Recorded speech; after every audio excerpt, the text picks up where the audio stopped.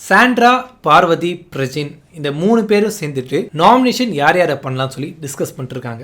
Nomination discuss வந்து பாத்தீங்கன்னா இந்த சீசன்ல வந்து அலௌட் கிடையாது. சேதுனா எப்படி வந்து இதை அலோவ் பண்றாங்கன்னு எனக்கு புரியல. இதை பத்தி ஒரு கேள்வியும் கேட்க மாட்டேங்கிறாங்க. பட் ஒரு நாமினேஷன்ங்கிறது வந்து பாத்தீங்கன்னா அவங்களோட உரிமை. நீ இவங்கள பண்ணு, நான் அவங்கள பண்றேன்னு சொல்லி அவங்களோட உரிமையை வந்து இந்த இடத்துல வந்து தட்டி படிக்கிற மாதிரி இருக்கு. போன வாரமும் வந்து அவங்க அதுதான் பண்ணாங்க. போன வாரம் க்ளோஸ் டோர் நாமினேஷன் அப்படி டிஸ்கஸ் பண்ணிட்டு நாமினேஷன் பண்ணும்போது திவாகர் மாதிரி ஒரு பொட்டன்ஷியல் பிளேயர் வந்து நாமினேஷன்ல வந்து அவர் வந்து எவிக்ட் ஆகுறாரு. அரோரா, ரம்யா, கெமி, கன்னியக்கா இந்த மாதிரி ஒரு வீக் பிளேயர்ஸ் எதுவுமே பண்ணாம எதுவுமே கான்ட்ரிபியூட் பண்ணாம இருக்கிற பிளேயர்ஸ்லாம் இந்த வீட்டுக்குள்ள சர்வை பண்ணிட்டு இருக்காங்க. எஃப்ஜியும் போன வாரம் நாமினேஷன்ல வரல. சோ இங்க வந்து குரூப்பா பிளான் பண்ணி ஒரு நாமினேஷன் பண்ணும்போது நல்ல பொட்டன்ஷியல் பிளேயர் இந்த ஹவுஸ்க்கு வந்து கான்ட்ரிபியூட் பண்றவங்க எல்லாம் வந்து பாத்தீங்கன்னா எவிக்ட் ஆகி வெளியே போறாங்க. இந்த ஹவுஸ்க்கு வந்து கான்ட்ரிபியூட்டே பண்ணாம சும்மா தண்டத்துக்கு இருக்கிற பிளேயர்ஸ்லாம் வந்து பாத்தீங்கன்னா இந்த ஷோல வந்து கண்டினியூ ஆகுறாங்க. சோ இந்த மாதிரி ஒரு ப்ராப்ளம் நாமினேஷன் நம்ம ஓப்பனா டிஸ்கஸ் பண்ணும்போது அது வரும். இவ்வளவு அவங்க டிஸ்கஸ் பண்ணி இவ்வளவு பிளான் பண்ணி எல்லாமே பண்ணாங்க. பட் பிக் பாஸ் வந்து ஓப்பன் நாமினேஷன் சொல்லி பிளேட்டை மாத்திட்டு